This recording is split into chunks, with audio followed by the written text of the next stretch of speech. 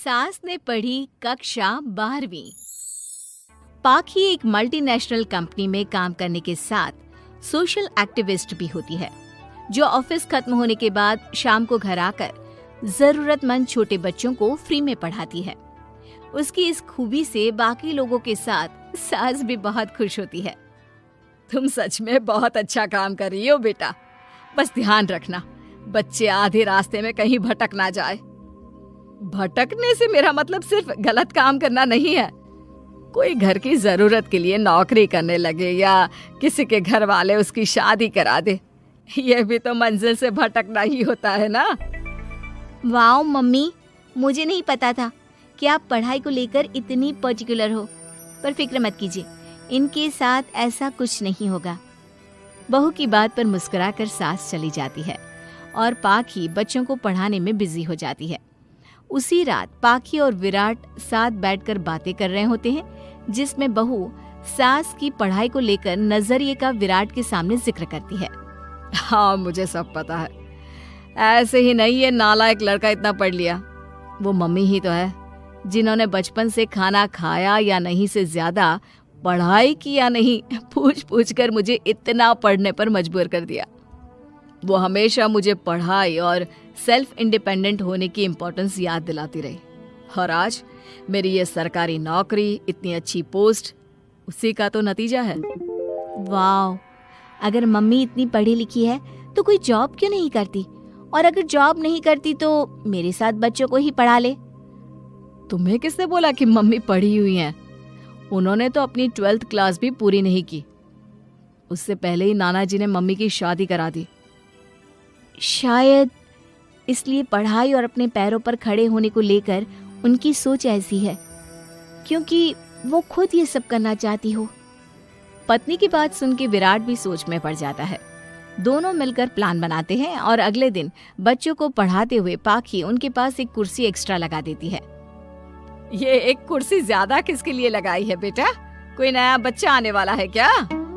हाँ जी, आज से मेरी एक नई बच्ची मेरे पास, यानी कि मेरी सास, दोबारा पढ़ाई शुरू करने वाली है। अरे क्या पागल जैसी बात कर रही है? भला ये भी मेरी कोई उम्र है बच्चों के बीच बैठकर पढ़ने की? तू बस ना इनके भविष्य पर ध्यान दे, मुझ पर नहीं।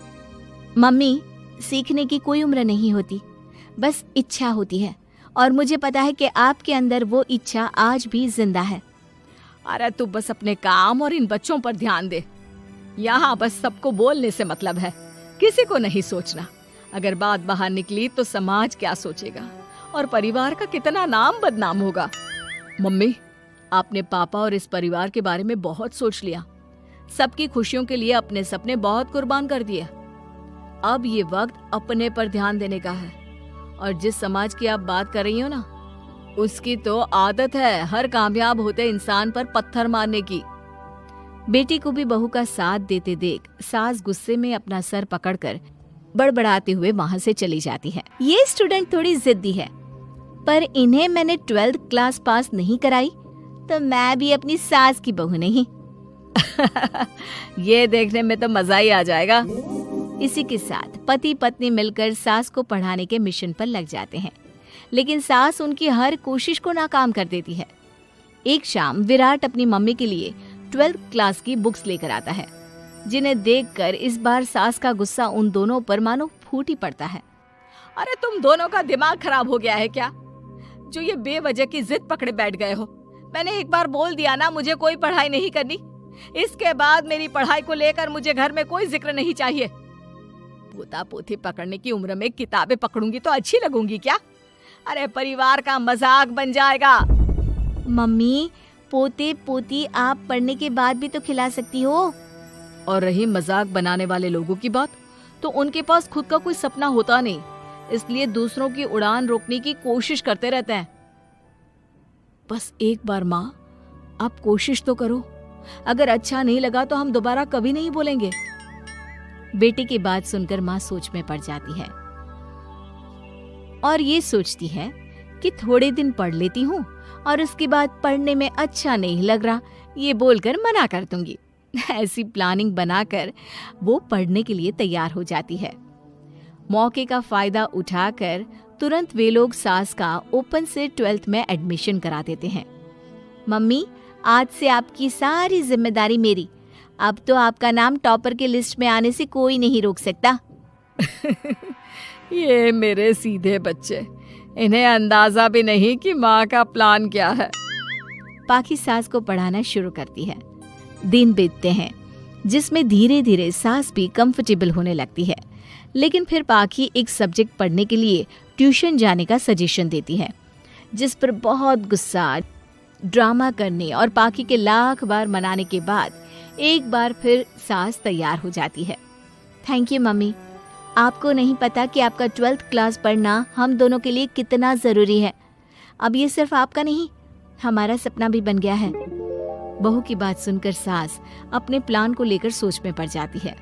अगले दिन पाखी सास के साथ उन्हें ट्यूशन छोड़ने जा रही होती है, जहाँ रास्ते में पड़ोस की कुछ औरतें बैठी मिलती हैं।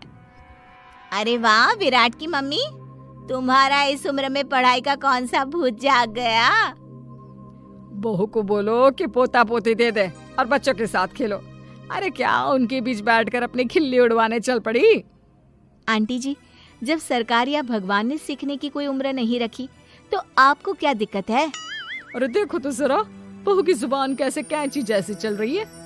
अब सास घर संभालने की जगह इन सब चीजों पर ध्यान रखेगी तो बहू के तो ये हाल होनी ही है ना।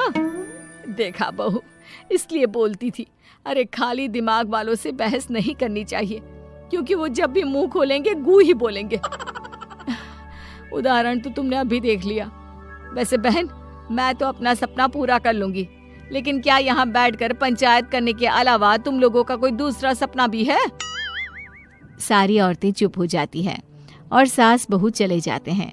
अब सास के अंदर पढ़ने की इच्छा जाग उठती है और वो अपना प्लान छोड़ मन लगाकर पढ़ाई करना शुरू कर देती है। देखते ही देखते 1 साल बीतता है और बोर्ड एग्जाम शुरू हो जाते हैं। मम्मी, एग्जाम के लिए जाने से पहले जल्दी से ये दही शक्कर खा लो। अरे चल पागल, ये सब बच्चों के लिए होता है। अभी आप भी हमारे लिए स्कूल में एग्जाम देने वाली बच्ची ही तो हो। बच्चों का प्यार देखकर सासू माँ खुश हो जाती है और दही शक्कर खाकर विराट के साथ घर से निकल जाती है, जो मम्मी को एग्जाम सेंटर पर छोड़ ऑफिस चला जाता है। इसी तरह समय बीतता है और एग्जाम खत्म होने के बाद देखते ही देखते रिजल्ट भी आ जाता है। मेरी टॉपर माँ, तुमने तो तहलका मचा दिया। हर तरफ तुम्हारे ही चर्चे हैं। घर वाले ये खुशी मना रहे होते हैं कि वही औरतें उनके घर आती हैं। अरे पंचायत की टोली, आज मेरे घर कैसे? बस तुम्हें सॉरी और थैंक यू बोलने आए हैं। उस दिन तुम्हारी बातों और आज तुम्हारे काम ने हमें ये सिखाया कि सपने पूरे करने की कोई उम्र नहीं होती। इसलिए अब हम भी शादी, परिवार, बच्चे और न जाने कितनी वजहों से अधूरे छूटे सपनों को पूरा करेंगे बहन जी।